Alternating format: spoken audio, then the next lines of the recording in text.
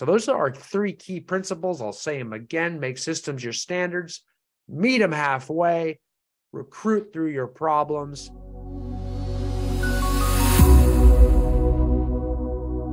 Hey everybody, it's Brian Icenhower. Welcome to the show today. Kind of excited to share with you three key principles about how to retain real estate agents.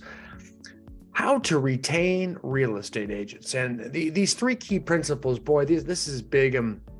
As many of you know, I founded and I run Icenhower Coaching and Consulting, and we coach many of the highest producing agents, teams, broker owners, and leaders across North America.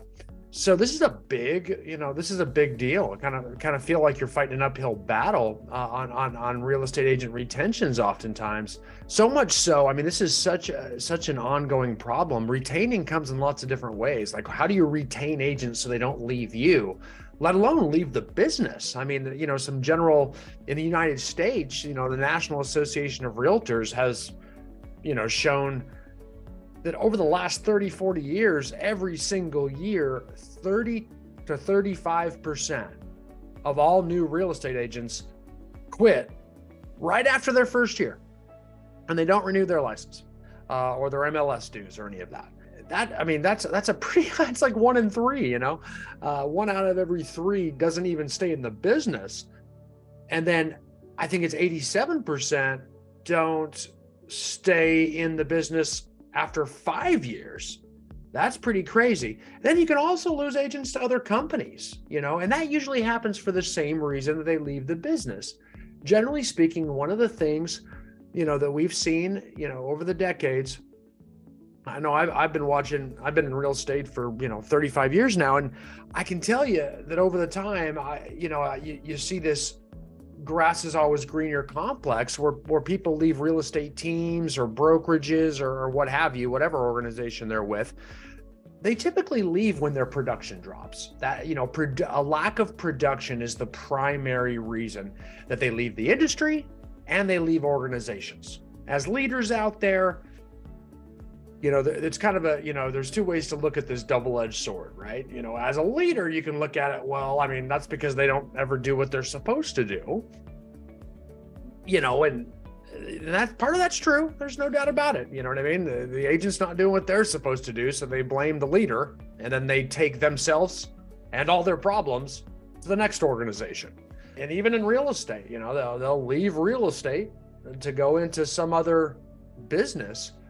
It's absolutely crazy to me, how many people I've seen leave real estate where, they were used to making, 6-figure incomes, but they couldn't stand the ups and downs of the business, typically because they couldn't do the stuff they needed to consistently to succeed. And then they go take a job that's 9 to 5 where they have to do painful work all day long, show up, suit and tie, 8 a.m., work till 5 p.m. Monday through Friday for, a fraction of the income, maybe making $60,000 or $80,000, and they're working 3 times as much, doing much less desirable work. See it all the time. I mean, it's crazy. It doesn't make a lot of logical sense. It's very emotional. It's very mental, but it happens all the time. In fact, based on the stats I just told you, it happens more often than not, much more often than not, given some time. So that happens. It's a big, big problem. So, that's the one side of the sword. And then, from defending the real estate agent as to why they leave and maybe go to a different organization. Oftentimes as leaders aren't doing everything they can, because, one of the things agents do is they come to us as leaders to help, to be led, to be coached, to be mentored, all of those things.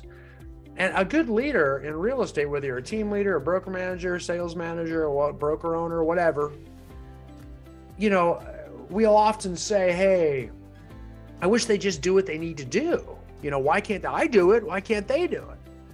Well, I mean, that's what they need you for, man. That's the leadership thing. That's why you're a leader. I mean, oftentimes we put ourselves in positions as broker owners and leaders and managers But the problem is, we're great warriors, but we're not the best chief. And, leadership, going from that, great agent turning into a leader, understand they need us. They're looking to you as a follower. You're a leader, and we can't lead without followers. And if they all did what we did, they wouldn't need us anymore. If they all just did what they're supposed to do, they really wouldn't need us. They would become competition. So we got to keep that in perspective mentally as leaders to understand, hey, this is exactly why I have job security as a leader. If you're looking to, get in a scenario where you don't have to do all the work to produce all your income, well, then you need these guys. You need these guys because then, you can start earning some sort of percentage or income off their production. But don't bite the hand that feeds you just because they don't do the work as easy as you do, Mr. or Mrs. Great Warrior. Doesn't mean that they're not going to eventually, with your help, produce at a higher level and succeed. And they won't always do it right away. There's definitely ups and downs, just like it's always happened in anyone's career, right? And some have bigger ups and downs than others, and some have bigger excuses than others, and bigger issues than others, and things like that. And, the bigger and better leader you want to be means you're going to be able to deal with more different types of those types of issues in agents, right? And quite frankly, if, and you'll see a lot of leaders that can handle a certain types, they'll be selective, right? I'm just going to select this type of agent. I'm just going to select this type of, I don't like that type. I like this type. So they're going to get very, very, exclusive and not be inclusive and not be tolerant. And that's usually because they're shutting down their lid and ceiling on their leadership ability. They're saying, well, I can't handle that. I can't handle that. It's just a whole lot of negative self-talk. It's exactly what the agents they're complaining about do. I can't do that type of lead generation. That's not who I am. I don't want to do that. So we're making a lot of decisions before we've even become proficient at learning how to handle these things and how to do these things. It's a great leaders see that can actually handle lots of different types of agents and different types of people. Understand they have an easier path, right? Because it's easier to grow. You can, and if the more you grow, the less you yourself have to work, because you can get an increased amount of percentage off other people's production. If you keep shutting down all those other paths to growth, understand, well, that's great. That means you're going to have to work forever, man. So you griping about working and unable to do all that, you shut the doors on that. You always become an employee of your own business. And that's a tough route. So really watch your mental mindset around retention. It's very, very important that you focus it correctly. Now, there's 3 keys that we need to implement here as agents, right? And I want to make sure you understand them. Key number one for retaining real estate agents is you need to make systems your standard. This is crucial to going from being a good warrior to a good chief. Okay. Because, good warriors, they do everything themselves, right? And if we can't do everything yourself as a good leader, or you'll break down. Okay. You'll break down. Most people, they still need to sell even, and you just don't have the bandwidth to handle it. You'll start to get frustrated with people. So you got to make systems your standard.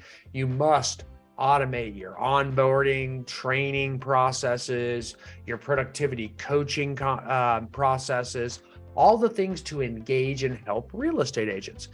And that, the key to making systems your standard is having what I've often labeled as a production-centric environment in your real estate office. You must have a production-centric environment, because then you can easily make systems your standard and it becomes your value add. Like I said, agents typically leave companies because they are failing in production.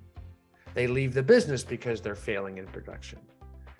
So the way we counter that is make production-centric systems your standard in your office, and you solve the biggest problem that real estate agents have just by the very existence of your office.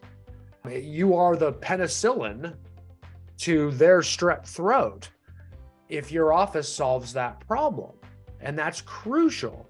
So you need to be very production centric in your approach.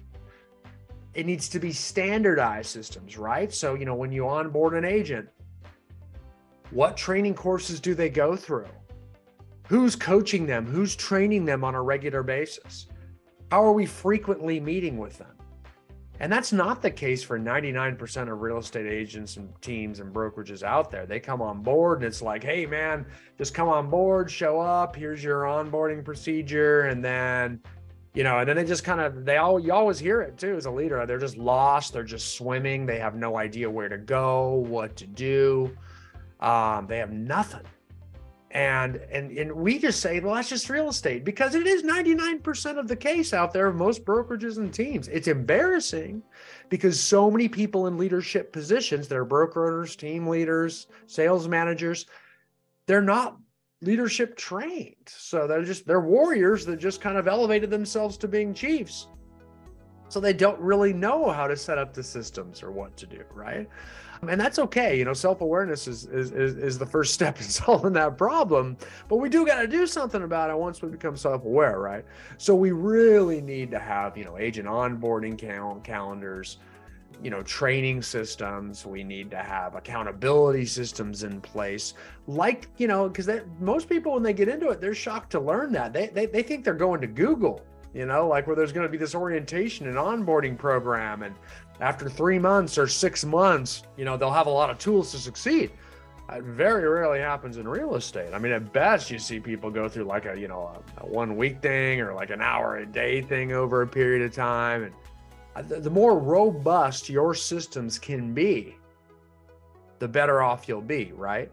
That's one of the things, at Icenhower Coaching and Consulting, we provide custom training suites, basically websites for our clients, for these organizations, teams, and brokerages, where they can hold agents accountable, where they can put them through training, where they can, even give them certificates and degree designations for completing different trainings to give them a little instant credibility. And, you can check in and see how they're doing and monitor them that way. That's number one, okay? Is we got to make systems your standard.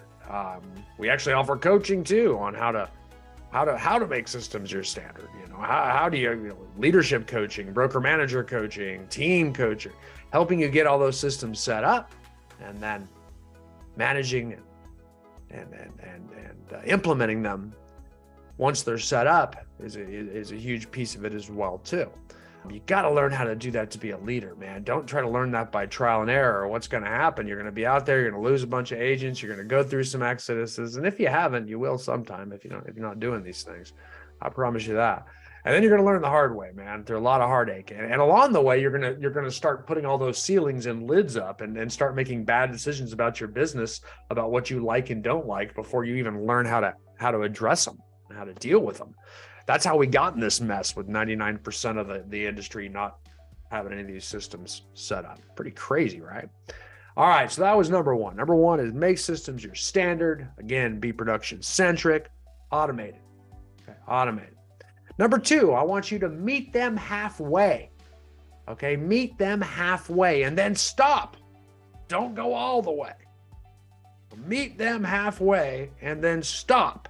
Don't go all the way. Okay, here's what I mean by that, right? You're going to put all these systems in place. You're going to automate it, make it production centric. You're going to do all this stuff and provide all this stuff for them. Okay, and then what's going to happen is still a big chunk of your agents aren't going to use them. And that's what's going to happen. And that's just going to happen. Okay. So you put all those things up for them. So you meet them halfway. I'm going to provide you all these automated systems, tools, accountability, production centric atmosphere. I'm going to provide you guys with all that. But then you got to meet me halfway and do your part and use them. And that's it. See, what's going to happen, a lot of them just aren't going to make it. And they're going to quit the business. They're going to go to your competitors. Then you're going to get frustrated.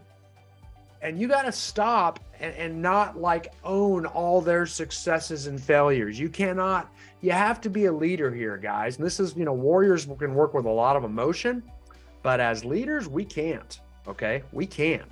It's just something we cannot do. So we have to kind of let that go and let it flow like water off a duck's back. It's imperative that we get tough as leaders sometimes, because a lot of agents just aren't going to work out for their own reasons. Maybe it's a divorce, maybe they're demotivated, maybe they get a job transfer, maybe they just, have a friend at another company, maybe they just can't handle the shame of them not doing what they need to do. So they go to a grass is always greener situation and try over there. Maybe they go to a discount brokerages because it's cheaper. They know they're only going to sell one house a year, so might as well get more commission out of it, blah, blah, blah.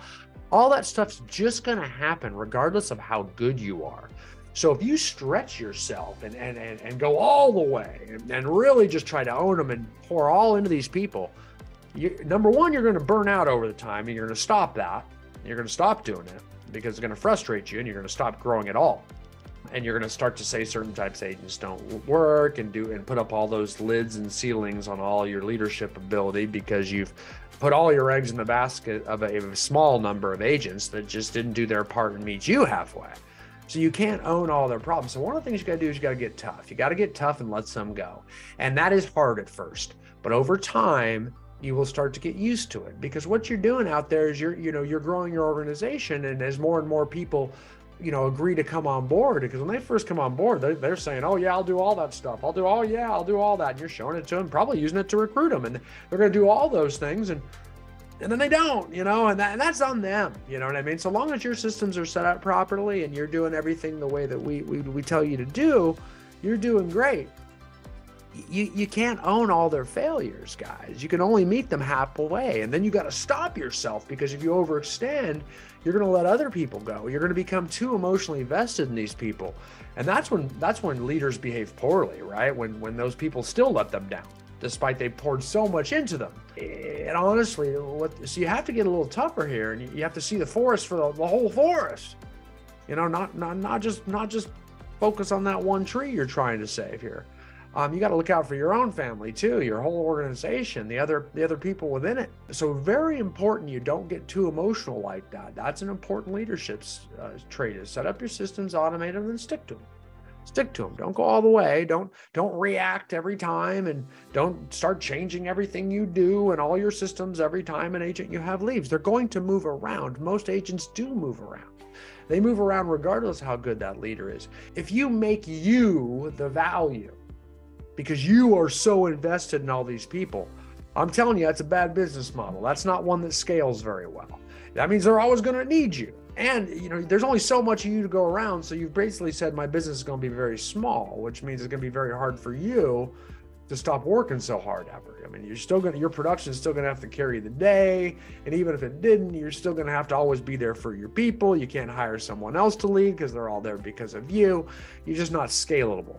So you're going to work hard forever. And, so you're basically throwing your entire family, personal life, everybody like that under the bus, because you cannot break through and go to that next level of leader that can institute systems where all you have to do is meet them halfway. Okay. All you have to do is meet them halfway. So that's crucial to your growth as a leader, crucial for retaining real estate agents too, because you won't be able to do it all by yourself as much as you think you can. It's just not going to work. Okay. So that's number two. Number one, make systems your standard, automate, production centric. Number two, meet them halfway. Meet them halfway. And then stop, right? Let it go like water off the duck's back if they don't do their part. You cannot be everything to everyone, okay? Don't make it about you. Make it about your systems and your organization, all right? That's number two. Number three, I want you to recruit through your problems. This is the toughest one, right? Because no one likes recruiting. No one wants to act like they want people, right? But growth is everything, man. You'll see it if you haven't already. There's all these different brokerages that open up all over the place, either in your town or nationally or what have you. Agents move like a herd, right? They move like a herd all over. Been watching it, like I said, 35 years, all different types of companies. whoever's the next, everybody's all into that one, right? So so agents will move like a herd all the time, okay? And the reason they move like herds is because it's actually validation that those agents are all going to a place for a reason. So it's very easy to follow. That's why people buy products on Amazon that have the most reviews. Like, oh, all those people must like it, so it's safe for me to buy it. That's the whole concept of the herd mentality. It's not necessarily a negative thing. It's just tested and proven. All those people are there. All those people are going there. That must be better. So, I don't know everything about that company. I don't know anything about any other companies, but I do know I'm struggling right now, and all those people are going there for a reason, so I'm going to go there. That's powerful as to why they go there. Now, it also works from a retention standpoint too, because generally when people are going to a company, few people are leaving. Why? Because it's the same thing. If I'm in a company and I may be struggling, but I see all these people coming to my company, it just reassures me that, hey, I'm in the place to be. Everybody's still coming here. It must not be any better out there. Everybody's coming here. Everybody's choosing here. So it actually refocuses agents in your company that are struggling to kind of realize it must be me. Just because the environment, what's happening around them, they see, well, wait a minute, it must be me. So that's why you actually see the highest retention numbers at the companies that are growing. It's crazy. It's happened for years. And it's very counterintuitive, because you would think, well, they're not going to have time for me. And all you're worried about is the brokerage. You're not even focusing on me, Mr. Broker. You would think that's what it is, but it doesn't end up. And you hear a little bit of that, don't get me wrong, because people on the struggle bus, man, they find different ways to stay on the struggle bus, and they'll make those complaints again. But don't adjust your entire business model because of some people that are on the struggle bus. Holy moly, that's terrible. Stop your people pleasing. Meet them halfway and that's it. Don't go that far. So it's really important in that scenario to recruit through your problems. If your agents have problems, watch what bringing in 5 agents does. 5 agents, all of a sudden they all shut up, even though you didn't solve their problems. You just let those fires burn. You didn't get over there and put them out. You didn't play fireman all day. You just let the fires burn in the corner. They kept griping and a few agents come in the door. All of a sudden it changes the energy. It changes everything. It gives them confirmation they're in the place to be, et cetera, et cetera, et cetera. Everything gets better. Agents are going to gripe, guys. I mean, if you don't have agents that gripe, you probably don't have enough of them. Because sooner or later, it's a tough business. They're going to go up, they're going to go down, they're going to struggle, they're going to succeed. And in those struggles and those downtimes, you're going to gripe a bit. Don't react to everything. Don't people please too much. Remember, meet them halfway. So really important to keep that in mind, and that's the toughest thing probably to do in business, is when things are going wrong and you want to put out fires everywhere. Man, recruit through your problems. Recruit through your problems. Just let the fires burn and recruit like a true growth-oriented leader. Those problems will solve themselves. They'll prevent you from overreacting. Think about it. Think about it from a sale. Okay, I'll talk to you warriors out there. Think about it from a sales perspective, right? We do this in coaching all the time. You have a few deals fall out. What do we do as agents? It's like, man, I got to do a better job taking listings, man. I lost that listing. Or, man, I had 2 deals fall out. What can I do better to negotiate my transactions? Because, man, I lost another client, blah, blah, blah. That's what we start to do. We have a problem and we overreact to the problem. Well, the problem really is preventative. That's going to happen. You're going to have listings that don't sell. If you priced it right, you priced it right. It is what it is, right? Same thing within your transactions, man. You're going to have transactions that fall out. There's a certain fall rate that's going to happen. The top agents that sell the most actually miss out on the most listings. Why? They're in the most listing appointments. So of course it stands to reason that they're going to miss the most listings too. Same, they're not going to convert them. Same with fallout. If you sell 500 houses a year, I guarantee you, some of them aren't going to close. It's just too many, but if you sell 10 a year, yeah, you might be at 100%. They might all close. A lot easier to do that with 10 than 500. So I'll tell you right now, don't overreact and start putting out fires. The best thing you can do if a deal falls out is get 10 more listings. 10 more listings will solve your mindset. I promise you. If you lose a listing, get 10 more of them and you watch how much better you feel and how quickly you forget about that one you lost. Okay? That's a growth-oriented mindset. That's the proper mindset for success in business in general. So we as leaders must recruit through our problems. as a part of retaining real estate agents. Okay. So those are our 3 key principles. I'll say them again: make systems your standards, meet them halfway, recruit through your problems. That's where I want your focus with retaining real estate agents. And guys, it was so great to have you guys on the show today. Can't wait to see you on the next one.